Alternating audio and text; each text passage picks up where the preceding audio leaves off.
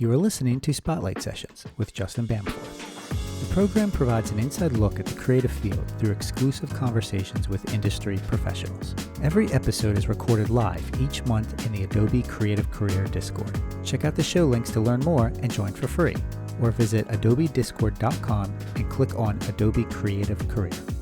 This episode was previously recorded before a live listening audience.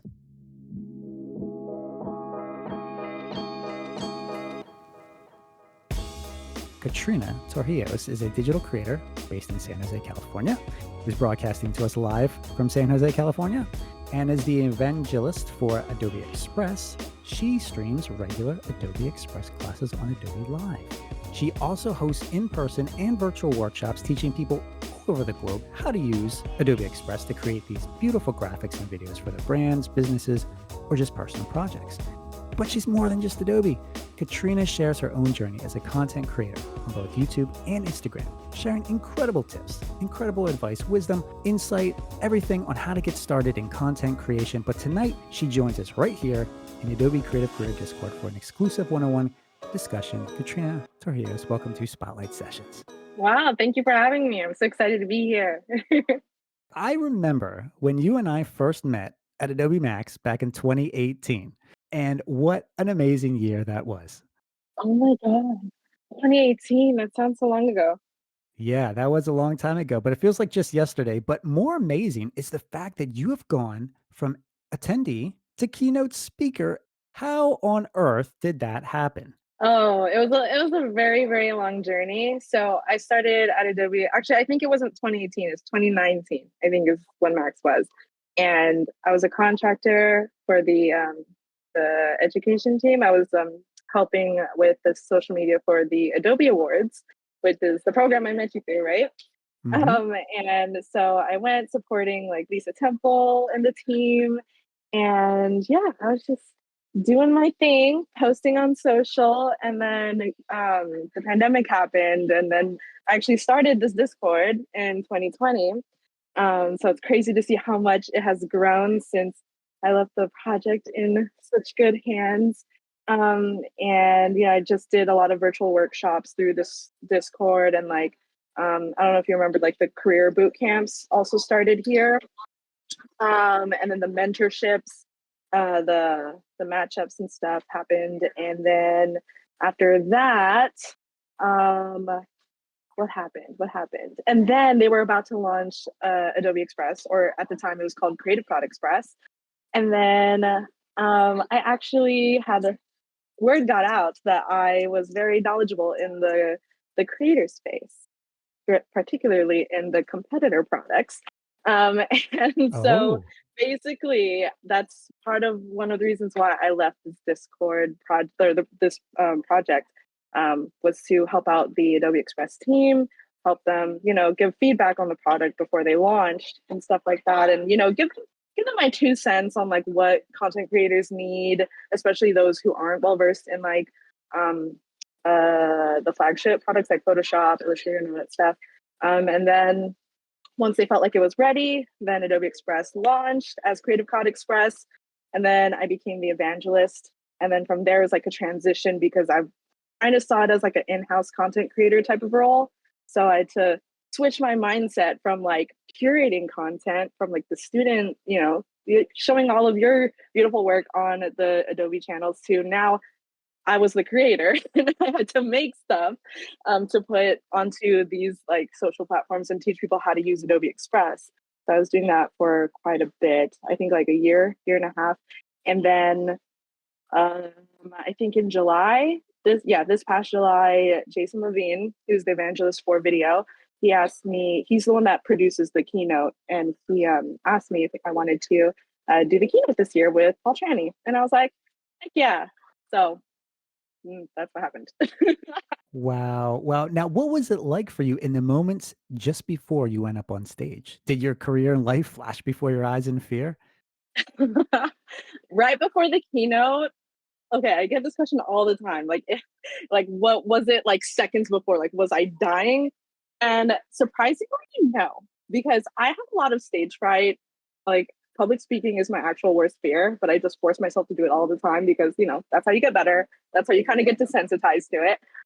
But because we started prepping for the keynote in July, when the time actually came, it kind of just felt like normal. Like the demo at that point was super ingrained in like my being that like when we were prepping for the show, I was kind of nervous in hair and makeup actually because we had like a TV and it showed like the holding screen of like what everyone was seeing virtually. And so I could see the countdown happening as I was as I was getting dressed. So that part was like really nerve-wracking, but backstage, I think I went right after Scott Belsky. So like Paul was doing his thing and I was like, okay. And I had a little screen right behind the stage and I was like, okay, he's going, we're chilling. And then Scott went out and I was like, okay, cool. And then I was just like standing in our little markers. And then they took my phone because you're not supposed to have your phone on stage. And then I was like, I was taking my stories, back, my backstage stuff. And they took my phone and then literally I turned around in 2 seconds. The stage manager was like, okay, go, go, go. And I was just like, oh. And then so I just start walking and I'm like, wow, we're really doing this. And then I blacked out and then it happened.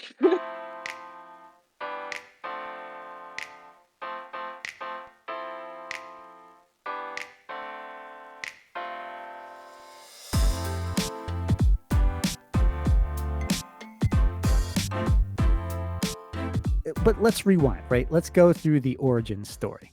Let's talk about starting a creative career. All of where you are now, this wasn't what you initially set out to do. Correct.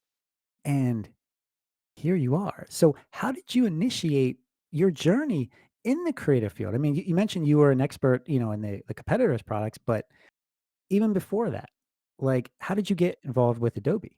Yeah. So right before I got involved with Adobe, I actually this kind of started like right after college. Like I was a vlogger in college on YouTube. So I was doing like, documenting my everyday college life, just getting fun, experimenting with video editing and how to hold a camera and stuff like that. So that's kind of like, but that was like on the side at first. But when I graduated from college, I graduated with a degree in sociology. And honestly, I think the original intention was to go into social work. And then I found out I kind of need a doctorate. And to get a doctorate, you need money. And I didn't have that. I did not have that at all. So I was like, let's figure something else out. I don't know. So I think I knew that I'm originally from San Francisco. And I knew I didn't want to move back. I didn't want to go back to my parents' house or anything. I was just like, I moved out. I can make it. Let's just see how we do. And then so my first job outside of college was actually part-time retail working at Urban Outfitters because I needed more time to like figure out what I wanted to do. And then I realized like, okay, well, I went to school at UC Santa Cruz, which is 30 minutes from San Jose. And I was like, okay, well, the next big boom for jobs is in San Jose, Silicon Valley. Let's do tech. And so I did like, I think I was in like the AR VR space doing a lot of like startups, like positions and stuff like that. And it was fun. Like being an admin was cool and all, but I knew I eventually wanted to go into like marketing. So I started like practicing my design skills using light and accessible tools such as Adobe Spark, if y'all remember Adobe Spark. So I was using that a lot to kind of teach myself basic design principles. And that's kind of where I started shifting. But because like I'm from like a really traditional Asian household and how it goes, you're either a doctor, an engineer, or you're a lawyer. And if you're not any of those three, like why it's not worth it. So I was just like, well, I'm really creative, like kind of do art, but I didn't know what that looked like at the time. Like this was like 2016, 2017. And so I was like, okay, well, marketing, it's like art in a business setting, so so I did that and I was like making flyers and stuff just for fun for like the startup I was working at. And then then I got really good at and I have not opened Photoshop, have not opened Illustrator, all using light tools just like Adobe Spark. And then yeah, it was, and then from there I kind of just developed my design eye. And then I did have like a rough, like I did go through my post grad blues. I actually got laid off like 3 times in a row from like 3 different jobs. Yeah, it was crazy. And like my mental health took such a hit from that time. This was like 2017, 2018, that I was just like, I'm going to take a month off and we're going to pivot. Okay. So, because this whole time I was like, I was denying that I was a creative. I was like, I can't do art full time. I can't do design full time. I didn't go to school for it. And also, like, I'm not, I didn't believe that I was good enough or I could make money off of it because I had to either be in business or, do something that's practical with my life. And so I took that month off to just really like, to stop and think and kind of redirect what I wanted to do in my life. And I was just like, you know what? I'm a creative person. Let's see how it goes. And then I remember one night, literally overnight, I was like, okay, I changed everything on my LinkedIn, my resume, and stuff like that. I used to say aspiring content creator or aspiring creative. I changed it to I'm a creative, I'm a content creator. And honestly, once I started owning that I was a creative and that I liked doing like design, video editing, and all that stuff, like really admitting it and owning it, that's when the shift really started to happen. And like that's when a lot of stuff started to change for me because I started getting more freelance. I was getting into freelance at the time. So I got more clients editing IGTVs for bloggers. um, yeah, IGTVs, exactly. And then editing photos and stuff like that. And yeah, and then I landed like an unpaid internship doing content creation and social media for a small shoe brand called Sutro Footwear. They're based in San Francisco. And they just needed they needed help with managing social media, taking product photos, working with influencers and stuff, Pinterest strategy, all that stuff. And then that's kind of like where I got the bulk of my online content creation and social media experience. And then I worked with a lot of influencers in the Bay Area. And then one of the influencers that I worked with, he was a designer for Adobe Spark. And so his old boss was Lisa Temple at the time. And Lisa posted a job ad on Facebook because she needed someone for the Adobe Awards. And so from one campaign working with this guy, his name is Martin Hong, and he tagged me in the Facebook post, and I was like, why not? I'll reply. Yeah, it's part time. Yeah, it's in San Francisco. It's a little bit of a commute, but to have and it was a contract role. I was only supposed to be employed for like 6 months. So like I was like, even if it's a part time, I'm here for a good time, not a long time. It's fine. I have Adobe on the resume. Let's do it. And so I threw my name in the hat, got picked, and I was like, oh my gosh. I did the interviews, there's 3 rounds of interviews, and then I had my foot in the door at Adobe, and yeah. And for those of you tuning in, listening here, one of the reasons why I want to have Katrina on is because she is so inspirational. And I know a lot of times creatives struggle with a lot of things, and it feels sometimes like you're alone, like no one else can relate to your situation or your circumstance. Well, that's why we have this Discord community in place because we've all been there. We can all relate. We all struggle with something, and Katrina has overcome a lot of these things, and you still struggle with it. There's always going to be a challenge out there, right? But you tend to take these challenges and you turn them into opportunities. And that's one of the things that I admire of you is you're a go-getter, and I remember when you were really starting to take off, from working with Lisa's team in the educational sector, but it was literally like you said, like overnight you changed up your whole branding thing. And I'm like, oh, wait, who's this? Is this the same person? This is a video, a video guru. This is a social media Yeah. expert. And at first I thought, okay, this is just fake. This is fraudulent here. Like she doesn't know what she's talking about. Like she's just putting on an image like all the other influencers out there. Right.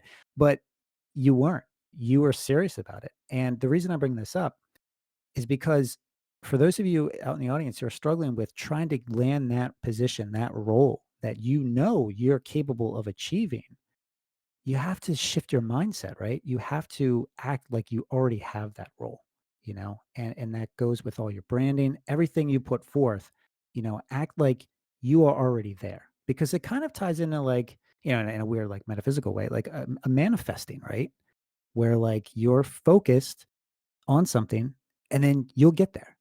It may take a while, but you'll get there. And you're proof of that.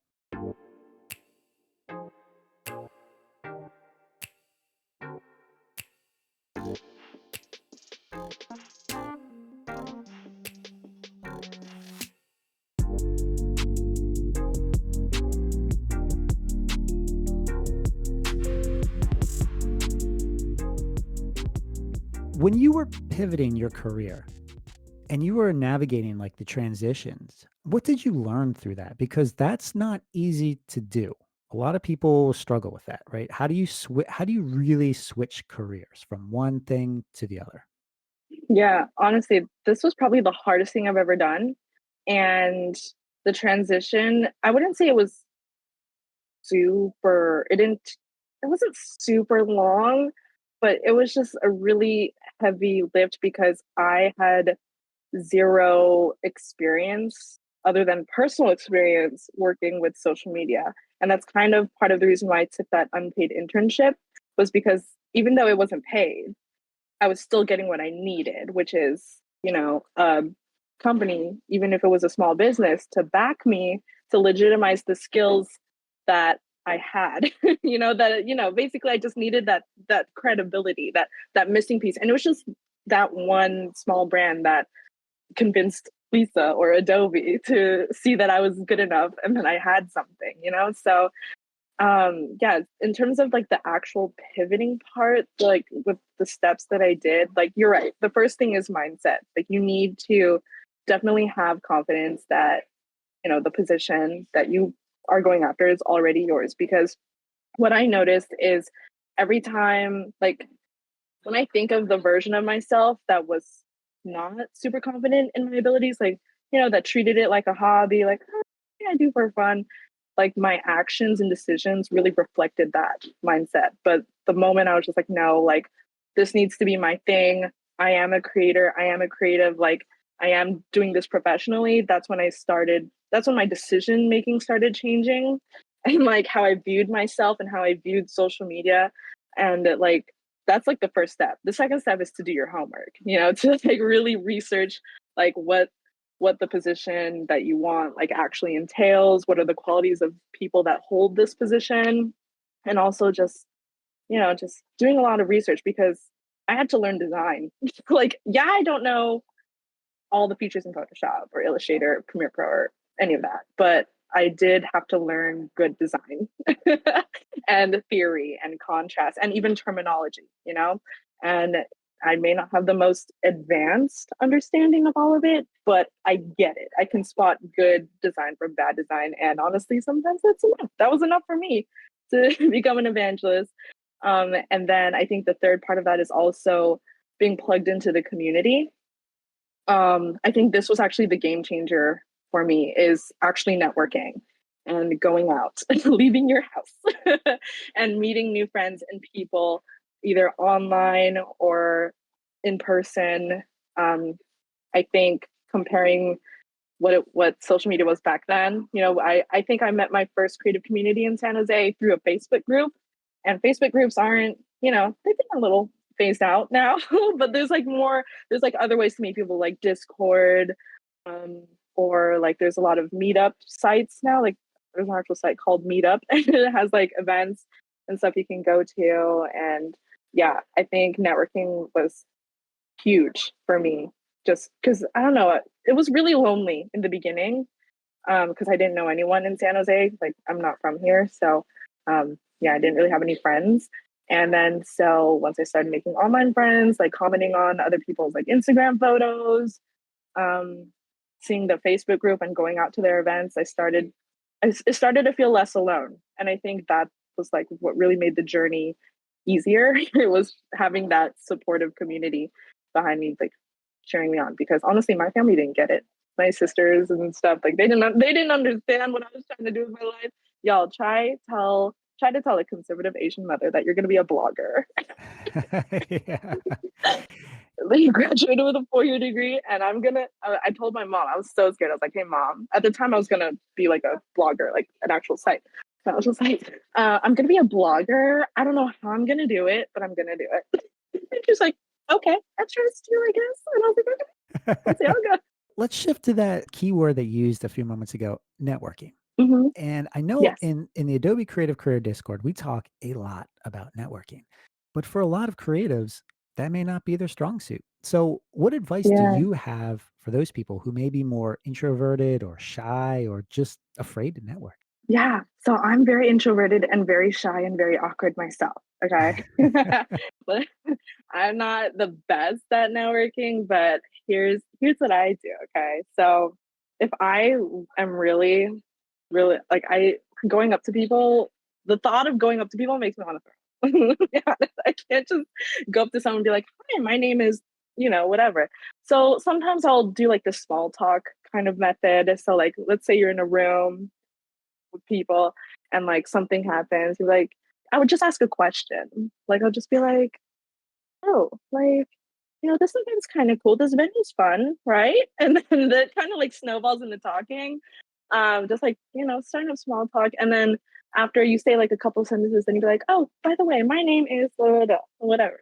And then that's kind of where you start to do the talking. It kind of snowballs from there. But then I also learned um, to ask more questions about the other person that you're talking to.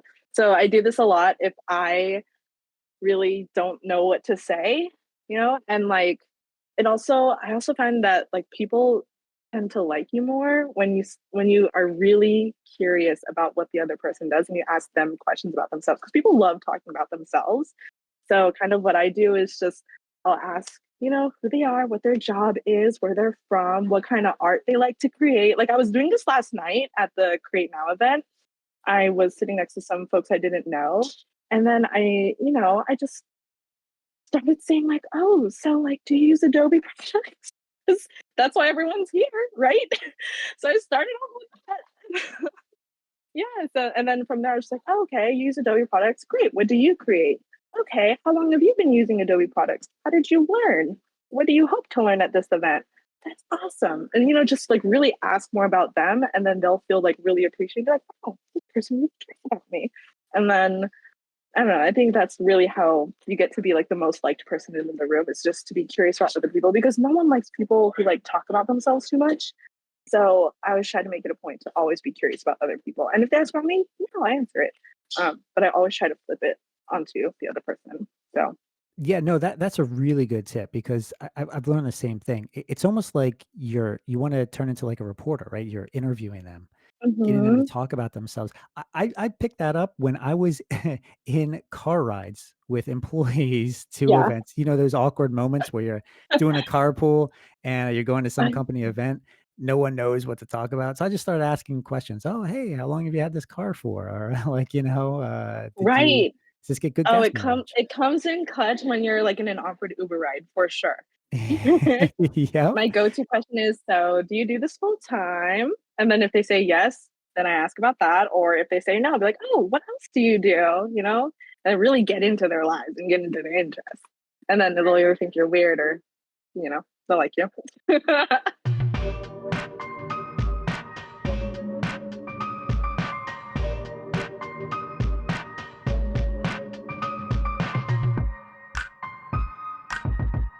You're an introvert, Yes. but yet you don't come across as an introvert at all. Mhm. How do you how do you like push that off to the side and just get in the zone, the communication zone, so to speak? Like how do you overcome those fears? Okay, so I got really good at faking being an introvert actually by filming myself for YouTube. So I really practiced my on camera voice. And, even through college too, like I would, all those years of editing videos, I'd be like, ooh, why that sounds so weird? Or like, ooh, I sound so awkward here, And after studying like what my voice sounds like, objectively from like a third person point of view, that's when I was just like, okay, I need to talk more like this. And that's how I kind of perfected the speaking on camera presence voice. So when people ask me like, oh, like you didn't sound nervous at all, like on the live stream, I'd be like, yeah, it's the YouTube voice. It comes on, it starts to become a persona. But in terms of like the nerves and stuff, um, that part actually doesn't go away very much. It more so becomes about how you manage it because I actually have a workshop that I have to do tomorrow for the stock team for their holiday party. And to tell you the truth, I'm so nervous. I'm so nervous about it. It's an internal team, but it's like an in-person workshop and also like part hybrid. So half the people will be online. And I've never done a workshop in that style before. And like, and I don't know anyone on that team either. So my introversion, my awkwardness is like coming in. But how I manage it is like really not to think too hard about it. Like just step away from it.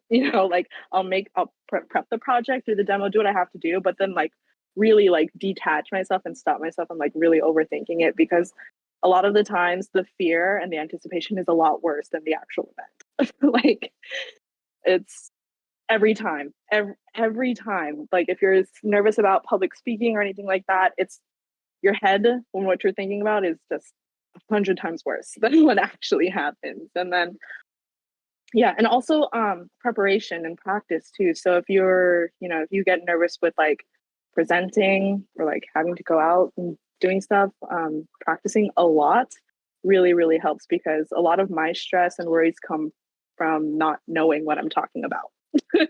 But once I know a rough game plan, what the project's going to look from start to finish, what my end goal is, then I'll be I'll be okay most of the time.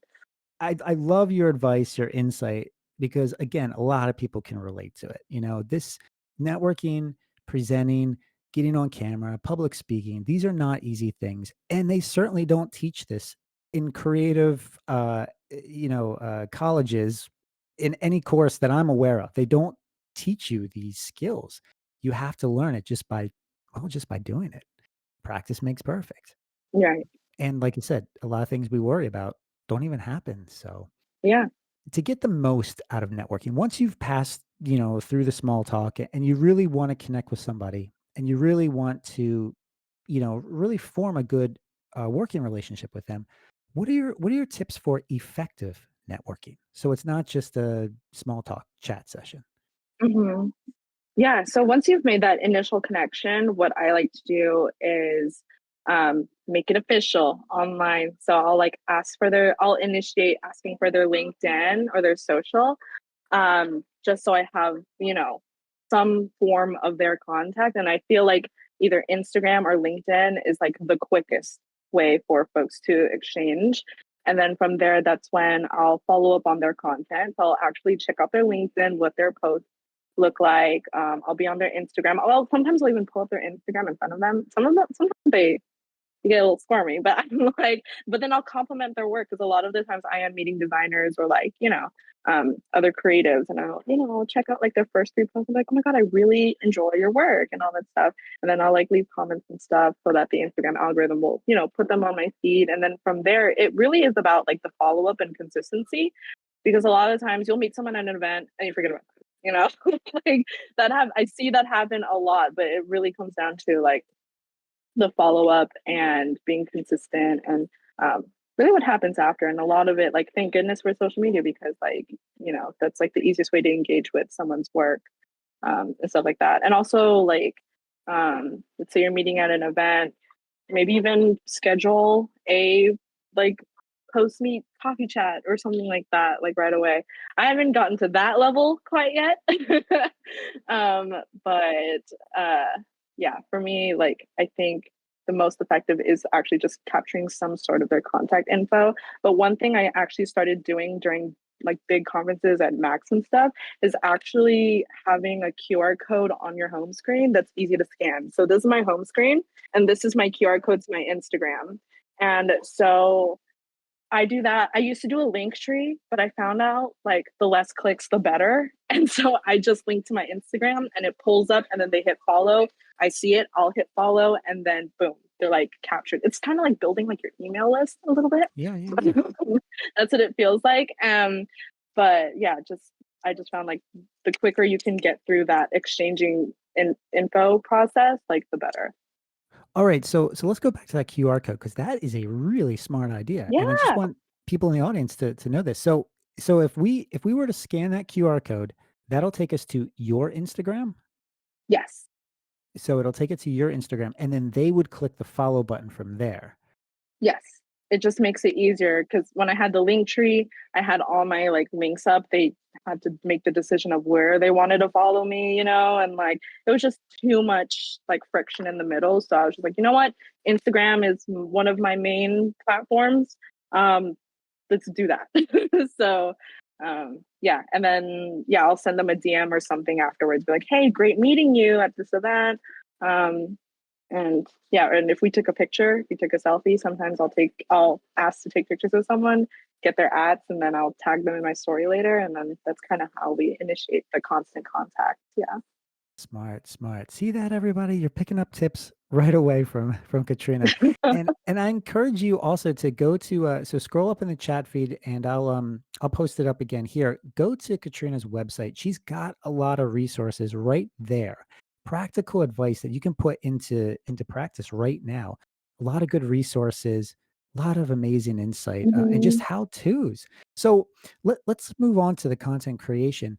What tips would you give to like beginners or non-professional designers who are just starting their journey in the digital space? They don't know where to begin because they're overloaded with how many platforms are out there. Where do you start? How do you choose? How do you choose? Oh my gosh. Well, first, I would determine what medium like you would want to pursue. Like, is it mainly photos? Is it illustration, video, and all that stuff? And even if it's just temporary, like if it's something you like, you want to explore more, that's fine. You can always pivot. I started off as a video creator primarily, so I loved editing like short films, blogs, and all that stuff. Now I kind of stepped away from that and I started doing more graphic design because Express kind of required me to do that. So there's always room to pivot, and you can also be like a multi-hyphenate creative and like be well versed in all types of mediums. But I would say like if you're just starting out, pick something that you really, really, really like, even if if it changes in the future. And then pick platforms that will help you showcase that. Like taking photography, for example, then you'll be on Instagram or Behance or um, any other photo sharing platforms. TikTok. Sometimes a lot of photographers show their work on TikToks, like because they have like the slides now, the story slides on there. And then just really like build. I would say start off with building your portfolio and like establishing your style, your signature style, or like you know or explore, just all exploration. It can totally change like in the future. And then once you kind of get the rhythm, then I would start like building the habit of content creation because I feel like this is where a lot of people fall is they want to do content creation, but then like, or they'll have like a day job, right? And then they do content creation on the side. That's usually the case. Um, People will start to say like, oh, they don't have time. And then, it really gets like put in the back burner. But I would say it's super important to establish habits that will help you be consistent with your content creation. So like I used to, even when I was working with Adobe, it was very much a juggling act of creating stuff for Adobe and creating stuff for me. So I made sure that like Fridays. I blocked off Fridays on my calendar for content creation days. I'm either filming or editing, nothing else, no meetings, no live streams, none of that. So, like, really setting that time and like building that habit of creating content and posting and like just making it, muscle memory at this point is great for like a really strong foundation. And then once you have the habits, you have your signature style and all that stuff, then I would actually start I would do two things. I would network, like meet other creatives in the space who have maybe like a similar style as you or people that you look up to, follow your role models. And then I would start actually making teaching content. So I found that education is really, really powerful content because there's always someone who knows less than you, who's always two steps behind you. You don't have to be the expert in this space. You know something that someone else wants to learn. So even though if you're just starting out, you know a lot, you've learned a lot. And so if you can teach that and like start, even like showing your process videos, like, oh, here's how I took this photo, here's how I edit it. And maybe it's like a time lapse, or it's like a step 1, 2, and 3. Super powerful content that also like establishes your authority and your credibility in the space. And I don't know, I just feel like a lot of people are really like they really resonate with tutorial content these days, no matter like what type of creative you are. So yeah, that's how I would start. Okay. No, that this is all great information. And I hope all of you in the audience are taking note because I think a lot of times we get hung up on the process, right? We get paralysis by analysis, and there's too many options. Speaking of options, this comes from Marbella from Pennsylvania. She has a question. What do you suggest as a good art social site? Because she's worried about her daughter wanting to join social media, but she's going to a graphic art design program and they're very good with her autism needs. What do you suggest as an ideal art social site? Art social site. Well, a lot of the illustrators I do follow and like graphic designers, they're all on Instagram. As even though people are saying like Instagram's more video, there's still a big art community there. I would say is a great place to like start to like, because you also can choose who to follow. Like you said, you're worried about your daughter wanting to join social media. If it's like the content, if you're worried about the content she would be like consuming, there's definitely like ways to like, you know, like filter all the noise. And I think Instagram is just a great way to filter what content your daughter gets exposed to, and stuff. And then um, in terms of art, probably like a portfolio sharing site like Behance is great. Um, yeah, it's amazing. I doom scroll on Behance. I'm gonna be honest. There's so much good work on there, and it's really nice. Yeah.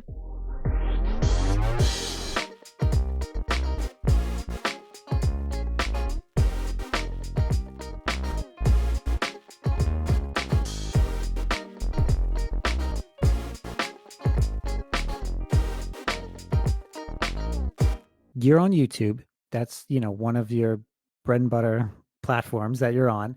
What about Twitch? I actually started my live streaming journey on Twitch during the pandemic. I was an Animal Crossing streamer. Haha, yes. So that's kind of how, yeah, that's how I got started live streaming. I had no idea what I was doing. I wasn't doing Adobe Live or anything like that. I was just like, oh, I kind of want to be a streamer and I love playing video games. So I got a Switch and I was like, oh, I can stream this. This is kind of fun. And then that's how I taught myself OBS and live streaming. And it was on Twitch. And I was watching a lot of Twitch streamers before I actually started streaming myself. And it looked like a lot of fun. And I don't know. I loved my time on Twitch. I think I streamed on there for about like almost 2 years before I switched over completely to YouTube. Mostly because I started on YouTube first when I was vlogging in college, and it just made sense that all my content was on YouTube. Like, why have it on Twitch and on YouTube when I could just stream to YouTube and everything saves? Because on Twitch, your VODs delete after like what 3 weeks, um, versus on YouTube, it's there forever. So yeah, no, I love my time on Twitch. It was fun. The audience, the community there is a little bit more unhinged, more on like, the Yeah. gamer space. So they're Right, not right. as nice, but the art community and the cozy gamer community were really fun and welcoming. Um, yeah, it's great. And I actually went to TwitchCon this past year and met a lot of artists who stream on Twitch. And it's a huge community that's really, really supportive. And it's really fun. Yeah, it is. Because when people think of video, they usually think of YouTube, but there's all these other video Mhm. platforms out there. And I really Yeah. think that Twitch is kind of underutilized. Yes, it's popular with the gaming community, but there's a lot of people starting to take advantage of it with the other communities that are starting to be built. Or what do you see beginning to emerge, or that you hope will emerge in the future for video that goes beyond YouTube? Where do you think it's headed? I think that beyond YouTube, I think streaming is definitely still going to be a big thing, particularly in the art community, because compared to when I first started, the art community was just emerging on Twitch. So I just see a lot, like I attended a couple art panels at TwitchCon this past year, and after hearing what they were saying, like I was just really inspired and like I was really I'm looking forward to where how big the art community grows on streaming platforms like Twitch or YouTube or other platforms. And like I just think yeah, the art community is definitely going to show up for live streaming because when I started streaming Fresco for the first time, I got a lot of random lurkers who were not even subscribed and they just loved how it gives that co-working vibe, you know, like you're working with someone, someone's in the room with you, you're hanging out, you're watching someone draw. It's very relaxing and very therapeutic. And I was like, this is probably one of the big reasons why people watch art streamers is not only to interact with their favorite artists, but also because it's just really calming and soothing to watch. And then it's also really cool to see something from start to finish throughout like the stream or even multiple streams. So I think in terms of like that creative space, I think you know it's definitely gonna blow up. I think short form video probably will still be the number one for like how people want to consume a lot of content. I don't think like long form content and streams should be ruled out because some folks do love that time. But like with attention spans and stuff getting shorter, like I think short form videos and even shorter tutorials to help people achieve what they want to achieve faster will kind of be the way to win for teaching creative skills. When we see YouTube right now, it's really kind of getting frustrating because there's so many ads and ads and algorithms. I mean, Mm-hmm. this is one of the creatives. This is one of the challenges that creatives have to work through is how to kind of Yeah. beat the algorithms, how to circumvent the ads and get the attention. Um, Mm-hmm. Speaking of getting attention, crafting a standout resume, especially for those in the creative field, do you have any advice? Like, or let me ask you this. Can you use Adobe Express to create a resume? Of course you can. You can create anything with Yes. Adobe Express. Yeah. You can create anything you want. Yeah, You can you create can. tomorrow's breakfast. Yeah, totally. Um, yeah, no, you can definitely make a resume in Adobe Express. Express supports like creating PDF documents. So that's another thing. Make sure your resume is in PDF. My very first resume was in JPG, so don't be me. Ah, But yeah, never mind. Let's not talk about that. But in terms of like resume tips and stuff, I would say there are a couple things I do, and I have a winning resume template that I would love to share with the group. oh yeah, go I've for it. Yeah. shared I've shared this template. Like I don't have a link to it quite yet. It's not public, but I was like beta testing it with some of my friends who are job searching, and a lot of them got callbacks. So I was like, I'm Oh, onto something. So there's it layout definitely plays a part in it. Make sure it's a clean layout and that it makes sense, like, you know, reading top to bottom. So, you know, you don't feel like your eyes are like going everywhere. You don't know what to focus on. So first thing is like an effective layout. The second thing I do is clean. Honestly, even if you're a creative, a lot of corners of the internet, they say like, depending on where you apply and the type of, you know, company it is, you can have a more stylized resume or a more straightforward black and white resume, which is fine. I actually have both. So just in case, but I found that the clean one is the one that I use a lot more. It's just black and white text. Um, and it's on like a Word document, like a plain Word document. I find that to be like more effective for when I do job searching and stuff. And then yeah, it's just because like with the ATS scanner that a lot of bigger companies use where that's how they filter out resumes is they take like keywords they're looking for and then they take the resumes that match the most keywords. So I just don't want to mess with that with like a very designed resume because like I said, my first resume was in JPG and yeah, don't do that. So that's like the first thing I would say. When it comes to like the skills section, I would focus more on softwares. So before I used to do like the soft interpersonal skills, which is great. You can totally list those, but those are kind of hard to measure versus if you list software that you know, it's either you know it but you don't, So I listed all the creative softwares I knew, like Microsoft Suite, Google Suite, all that stuff. For Adobe, I was like, made it in bold: Adobe software, Lightroom, Adobe Spark, Adobe Rush. Very impressive, right? So, just because I know the Adobe name has a lot of weight. So, I just listed out all the products that I knew. And that's kind of like where I focused most of my skills in that section. And then the rest is like bullet points, chronological order. I'll do like my last 3 jobs or whatever fits on the page. And I'll keep it to like 5 bullet points per each, job that I list.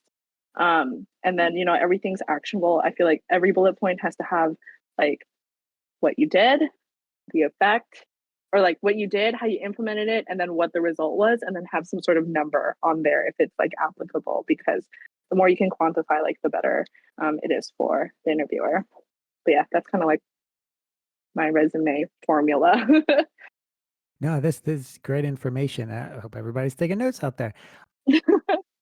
For those of you who are just tuning in, you can learn more about tonight's guest, Katrina Torrijos, at our website, katrinatorrijos.com, or on LinkedIn by searching for her name, or on Instagram. She's on Twitter, aka X. She's on YouTube. She's practically everywhere. But I'll put all these links in the show chat for easy access. And if we didn't get a chance to cover your questions, or you're just too shy to send one, feel free to send Katrina a DM. She may be busy, but she will respond, right? Oh, I'm never too busy to answer questions. That's the one thing I always prioritize, especially from like this community, is if you send me a DM on Instagram, I will answer you. You don't have to you don't have to worry about not getting a response from me. Even on Discord. Well, Discord DMs is different because there's like a filter, like an auto mod thing that Oh, happens. So right. sometimes I don't get those messages. But if you ping me in here, like I see some comments and stuff I want to respond to in the event lounge chat. Um, I will respond after the session because I can't talk and type at the same time. Now, if you are new to the Adobe Creative Career Discord, I just want to take some time to share one of the coolest things we have going on here, and that would be the mentorship program. On the server, there are a bunch of incredible mentors specializing in all different creative fields, from graphic design to motion design to video, illustration, photography, creative writing, and so much more. And they are just waiting for you to connect with them. So here's how to access that list. Hop on over to the Adobe Creative Career Discord and look for the mentorship category. Under that section, there's a channel called Find a Mentor. Within that space, there are bios for everyone and what they specialize in. And if you can't access that mentorship category, well, hop on over to server info, click on choose a role, and select mentorship under the opt-in categories listed right there. Since we only have a few minutes here, if you do have a question, Sad. post it in the chat. Yeah, I know, right? But the conversation doesn't have to end here. Connect with Katrina on one of those links that I posted up there. Send her a message, follow her, give her a follow. Let's talk about some of your future plans here, Katrina, because you got a lot going on. But what kinds of like courses, classes, events are you working on right now, or that you want to promote? I know you do the weekly streams at Adobe Live. Where can people find that? You can find that on the Adobe Live YouTube channel. I believe it's at Adobe Live Community, right? YouTube at Adobe Live Yes. Community. There we go. Yes. Okay. Yeah. So we're there on the time, all the time. Not just myself teaching Express, but also like ambassadors, other community leaders, other evangelists also teaching Express content. But I will say that going into next year, you'll see some schedule shifts a little bit. I don't know what for sure they look like, but some shows might move around. Just that's what happened with with shows Okay. and stuff like that. So I can't say for sure next year, but as of right now, yes, every Wednesday Adobe Express streams. And I also stream on my own personal YouTube channel as well. I stream not just games, but I also do like 2, 3 Adobe Express classes and Fresco now. So I'm teaching myself Fresco. So Oh, if you want okay. to, if you want to watch my scuffed drawing technique right now, we'll get there. We'll get better. Feel free to join. I'd love to have y'all hang out and ask questions on there. In terms of like Adobe projects that are coming up, expect a lot of events next year from our team. I don't know if y'all heard of the Create Now series. And our team kind of puts it on like different cities around the US. where we talk about the latest Adobe features, how to integrate it in your workflow, spotlight some community designers, games, raffles, and just a nice free event for creatives of the community to get together. So, so you can, so yeah, so if there's a Create Now near you, just RSVP and hopefully I'll see you there. I think it's creativecloud.com, I believe. Yes. So this is where all of our events will be posted. This is great. Yeah, that's a big thing. And then, oh, and then creative retreats too. So I don't know if some of y'all have been to the creative retreats, which is a new event for students that we've been hosting. I think we hosted one in LA, and then there was one in San Francisco recently. I believe our team is going to bring that into next year because both went so well. And hopefully we'll, again, different cities, different universities will be there. I don't exactly have a schedule, but you know, if it's a great way. I think some people have been to, yes, Curtis has been to the Create Now and creative retreats. So he can definitely talk about his experience. But yeah, it's a lot of like career content like this, portfolio reviews, mentorship, hearing from Adobe employees, product people, getting sneaks. And it's an amazing 2 days hanging out with the Adobe team and just talking all about being creative and how to make a career out of it. There's a lot of opportunities here in this server. There's a lot of opportunities in the power of networking. There's a lot going on. The only thing standing in your way, audience, is you. So take some of these encouraging words that Katrina shared with us tonight, take to the next level. Don't just think about an idea, just go out there and do it. Make it happen.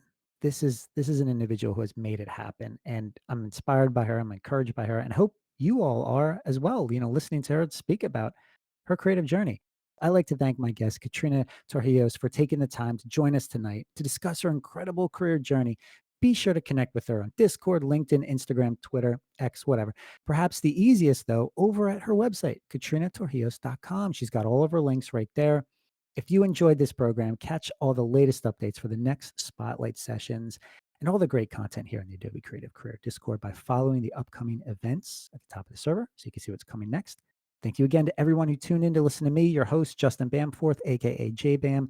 You can always find me on Discord, LinkedIn, or on my website, justinbamforth.com. Until next time, everyone, have a blessed day and take care. Bye. Thank you. For more conversations with creative professionals, subscribe to the Spotlight Sessions podcast or check out the Adobe Creative Career Discord. Links are posted in the show notes, or visit adobediscord.com and click on Adobe Creative Career.